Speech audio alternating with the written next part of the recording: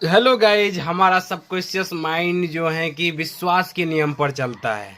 चाहे झूठा हो या सच हो, उससे फर्क नहीं पड़ता। अगर जिस चीज पर आप विश्वास करके चलते हैं उसी को सत्य मानता है।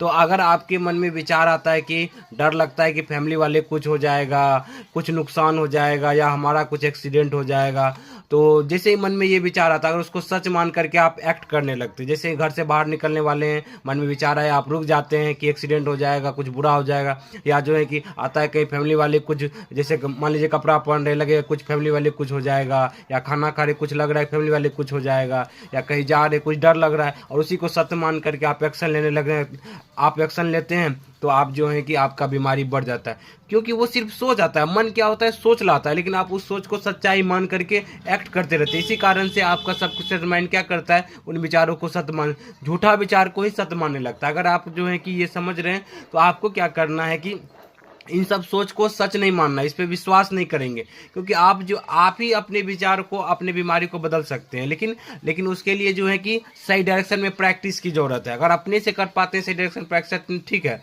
नहीं तो आप किसी दूसरे का मदद ले सकते हैं इससे बाहर निकलने में।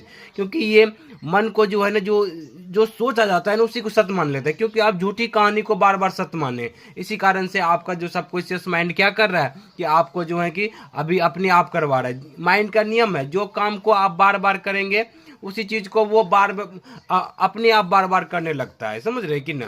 तो इस माइंड का नियम को समझना पड़ेगा। आपने इन विचारों को, जो सिर्फ सोच है, जो ख्यालियात है, उनको सिर्फ वैल्यू दिए हुए, इसी कारण से जो डर लग रहा है, झूठा डर है, मिथ्या डर है, आप उसको सत्य माने हुए, इसी कारण से आपका मन आपको परेशान कर रहा है। समझे? इसीलिए इसको, झूठा विचार को सत्य जो आपको लग रहा हुआ है, इसको जो है कि झूठा प्रूव कीजिए, तब जाके धीरे धीरे सबकॉन्शियस माइंड आपका बदलेगा। आपके अंदर जो पैटर्न बने हुए सबकॉन्शियस माइंड में, वो धीरे धीरे बदलने लगेंगे गाइज। तो उसके लिए जो है कि प्रैक्टिस करना पड़ेगा सही डायरेक्शन में, तब जाके धीरे धीरे आप बाहर निकल जाएंगे।